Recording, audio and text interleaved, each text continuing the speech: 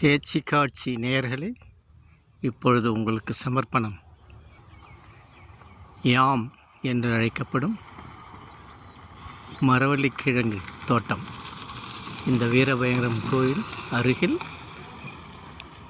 இது அமைந்திருக்கிறது. சில மாதங்களே ஆகியிருக்கின்றன.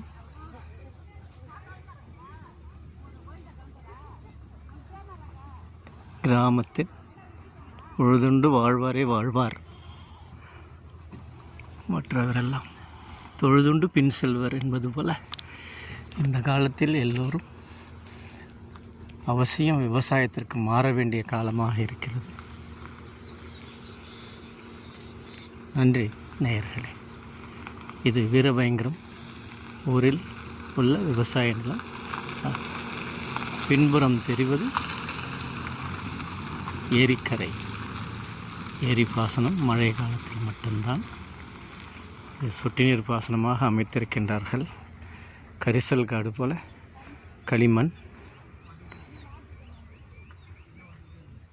இது ஒரு வருட பயிர். சென்ற மாதம் நான் வந்திருந்தேன். சென்ற மாதம் வரும்போது இந்த எதிர் பக்கத்தில் உள்ள இந்த தோட்டத்தில் இந்த நடவு செய்திருந்தார்கள். சின்ன சின்ன குச்சியாக நட்டு வச்சுருந்தாங்க. பாருங்கள், இங்கே தண்ணி பாய்ச்சி ஒரு மாதத்தில் இந்த பயிர் தழைச்சி வந்திருக்கு. சுற்றி தென்னை மரம். பின்புறத்தில் பின்னாடி பார்த்திங்கன்னா நெல் பயிரிட்டுருக்குறாங்க. சில இடங்கள் நீர் போதில்லை போல் தெரியுது. உழுது மட்டும் வச்சுருக்குறாங்க. புஞ்சை பயிர் செய்வாங்களா இருக்கும். தென்னை மரம் நிற்கிது ஓங்கி. இது வனதுர்க்கை கோயில். இந்த வீரபயங்கரம் கோயில் நாங்கள் வந்தால் வீரபயங்கரம் ஐனாரப்பன் கோயில். அங்கு 4 இருக்கின்றார்கள். 4 என்றால் விநாயக பெருமான், ஐயனார், நல்லதங்கால், சின்னையா.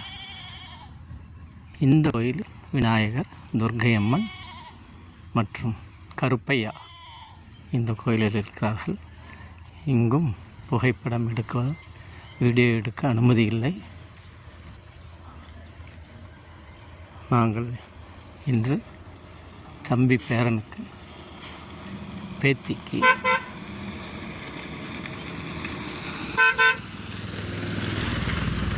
காது குத்தி மொட்டை அடிப்பதற்காக வந்திருக்கின்றோம்.